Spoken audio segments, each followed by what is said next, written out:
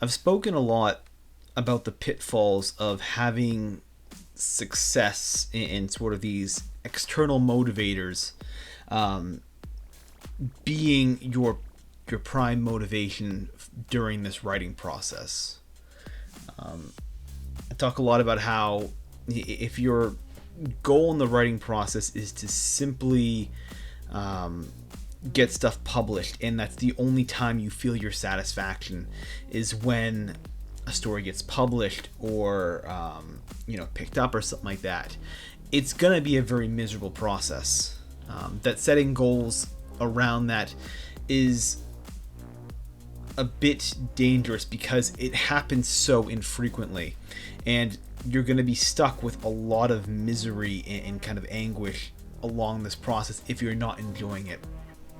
And so I don't think I've spoken enough about what you should have as far as a daily goal, and really the idea that going to the keyboard, you should have a goal each day, and ideally it should be the same thing for your year. If you have like a yearly set of goals or a set of goals over the course of a fixed period of time, especially something like a year, you should go every day with one kind of unifying theme or idea, or something to let you know, hey, today was a success. And for me, it's been very obvious, right? Writing every day. That is the success story. For me, that is what my goal is. I show up every day and I write. It doesn't matter what the quality might be. It doesn't matter how good or bad the prose is, how much I wrote or how little. If I've shown up to the keyboard and actually written, then I win. That's the win for the day. That's what my goal is each day. And it's very, very, very important to have that, I think, when you go to the keyboard. And yours might be something different. It may be, hitting a certain word count every day. It could be perhaps just sitting down for a fixed amount of time. It could be just having some idea about your story, kind of, sitting down and actually thinking about how you want your story to go at the very least. But having something every day to sort of serve as a goal for you, I think is absolutely, absolutely paramount. And I found that just showing up can be enough. I use the analogy a lot that writing is like going fishing, in that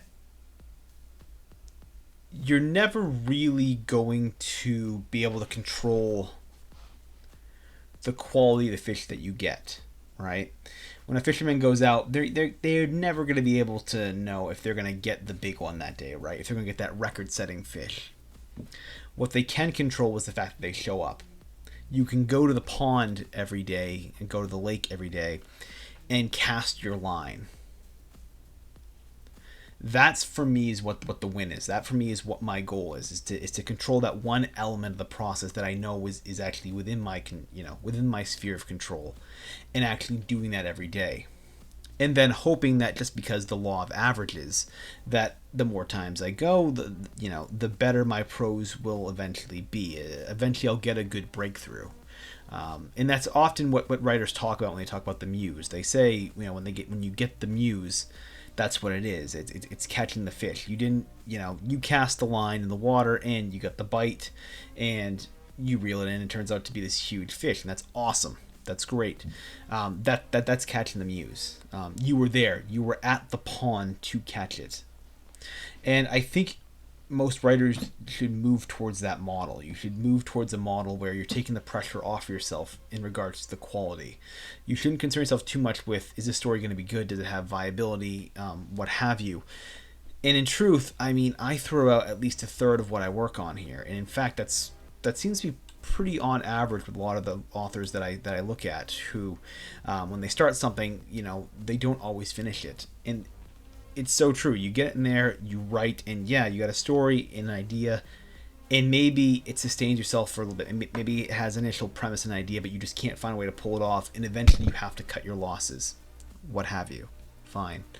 The fact is you've shown up, and that's where the growth happens. That's where you give yourself a chance to catch the muse.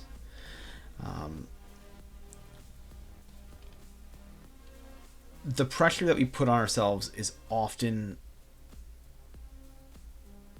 unnecessary. It's often not needed. If you can just show up, that is enough. Showing up and doing your best is enough. Now, if you're showing up and putting in a half-hearted effort, then yes, that's a separate thing. But I think most people that write go in there with the intention of giving a really good shot, of giving a good try. And there are going to be plenty of days when you don't catch that fish, right? Where the writing is terrible and it's awful. But if you're showing up every day, you're giving yourself the best possible odds to catch the muse. And I can speak anecdotally and say I've caught it quite a bit in comparison to what I was doing before when I was being very sporadic with my writing, even a couple of years ago. I've caught it way more, and your days do get better. I do find that your days do average out to be much stronger as a whole than other days. You know, your worst days are not nearly as common. Your best days are a bit more frequent, and your average days are a little bit higher than what your prior average might be. And I think it's just because you're staying with it, your brain's staying on that path. And so this is my advice. No matter what you're doing in this process, try and set yourself a daily goal, something that's not outcome dependent, but is dependent upon a certain habit or a certain system that you're implementing. If you can do that, I think over the long term, you'll find that you have far more success and a lot less mental anguish during this process.